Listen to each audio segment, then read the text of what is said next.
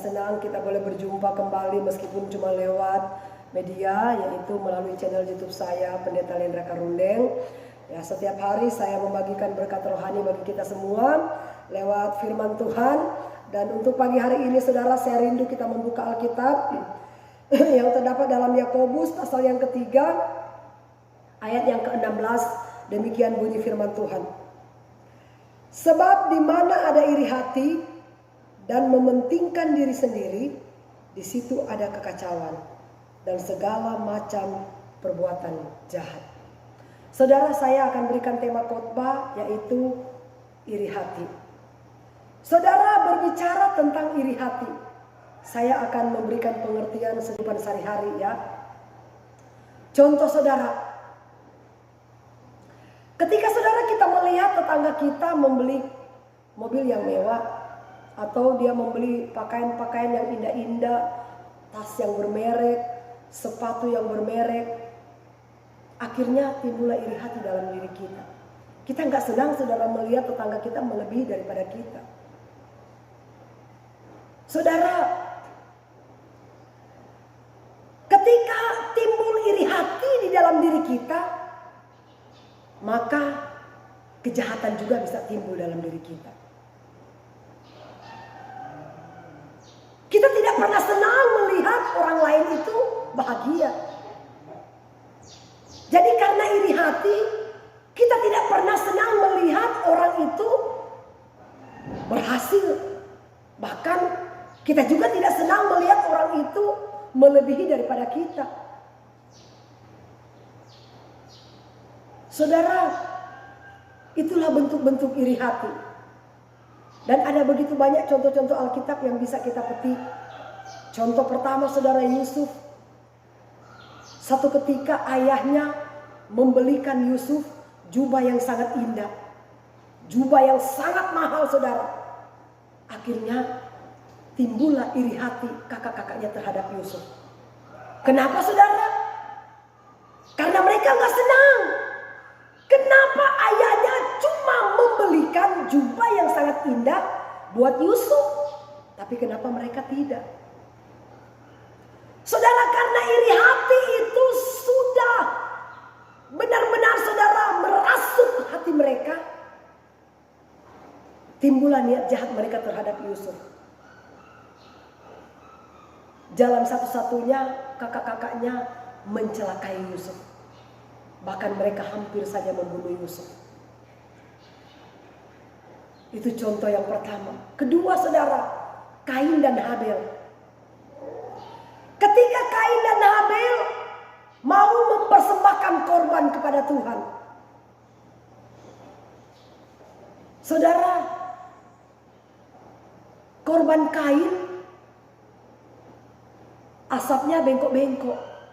Tapi kalau Habel asapnya itu lurus ke atas.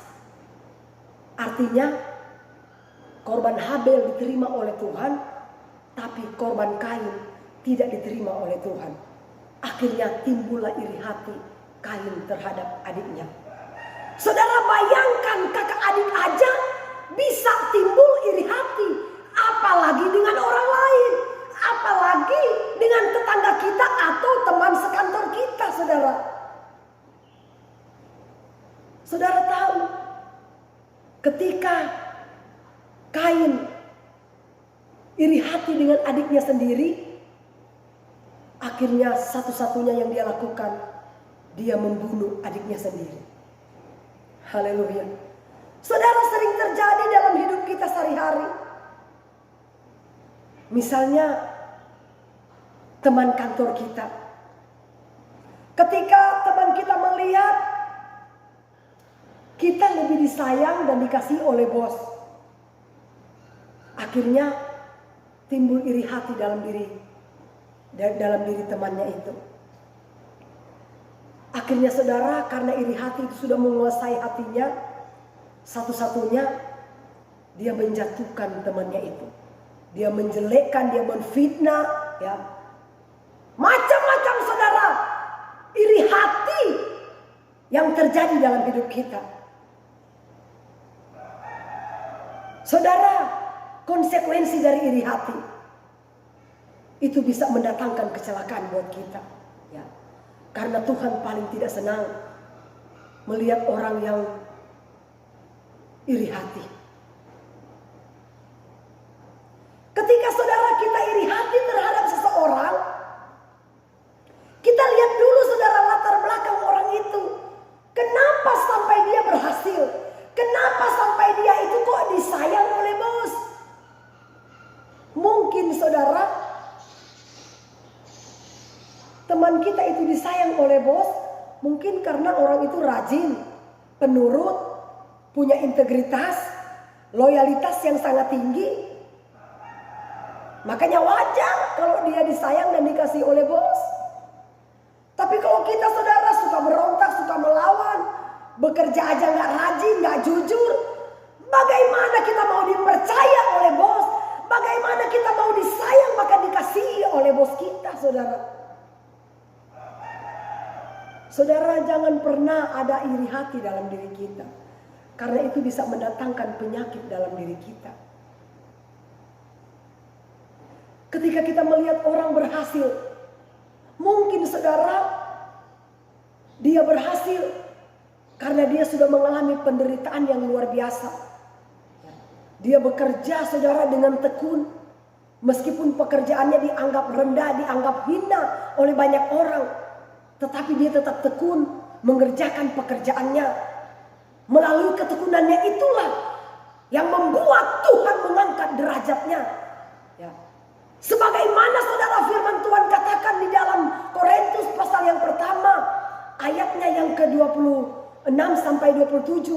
Ya, coba saudara kita bisa lihat ya.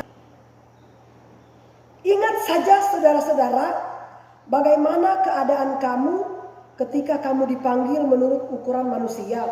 Tidak banyak orang yang bijak, tidak banyak orang yang berpengaruh, tidak banyak orang yang terpandang. Tetapi apa yang bodoh bagi dunia dipilih Allah untuk memalukan orang-orang yang berhikmat, dan apa yang lemah bagi dunia dipilih Allah untuk memalukan apa yang kuat. Haleluya. Saudara, melalui ayat ini menjadi pelajaran buat kita bahwa Tuhan sanggup mengangkat orang lemah. Tuhan sanggup mengangkat derajat orang miskin. Tuhan sanggup mengangkat derajat orang bodoh sekalipun.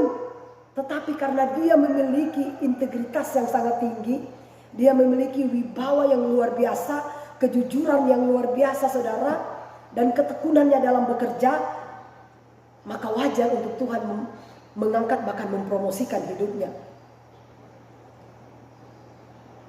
Saudara, supaya kita berhasil, supaya kita diangkat dan dipromosikan oleh Tuhan, tunjukkanlah loyalitas kita terhadap bos atau tempat di mana kita bekerja. Milikilah integritas kita di hadapan Tuhan. Artinya kita benar-benar bertanggung jawab dengan setiap pekerjaan apapun yang diberikan kepada kita. Karena melalui semua itu saudara, saya percaya Tuhan pasti akan mengangkat derajat hidup kita. Karena ada begitu banyak contoh-contoh saudara, orang miskin yang tadinya tidak punya apa-apa, akhirnya dia bisa berhasil dan membangun rumah yang mewah, membangun saudara sebuah perusahaan yang besar dan lain sebagainya. Itulah kuasa Tuhan. Jangan pernah ada iri hati dalam diri kita. Mari saudara, kalau kita melihat orang berhasil, kita berjuang, kita berlomba saudara. Ya. Kalau orang itu bisa, kenapa kita tidak bisa? Kita semua ini ciptaan Tuhan. Sama-sama kita makhluk ciptaan Tuhan. Untuk itu kita sadar, ya, iri hati itu tidak baik. Ya. Dan itu bisa menimbulkan kejahatan dalam diri kita. Mari saudara, kita menjaga hidup kita di hadapan Tuhan, supaya kita boleh berkenan di hadapan Tuhan, dan kita benar-benar boleh menunjukkan sikap ya yang baik terhadap sesama, biar hidup kita boleh menjadi berkat bagi banyak orang. Amin. Tuhan Yesus berkati kita semua. Shalom. Mari kita satu dalam doa. Tuhan Yesus, kami bersyukur kami sudah membaca bahkan merenungkan firman Tuhan, berbicara tentang iri hati. Biar kuasa Tuhan bekerja dalam hati nurani bagi kami semua, bahkan pemirsa dimanapun juga berada. Biar benar-benar roh iri hati tidak berkuasa dalam diri kami.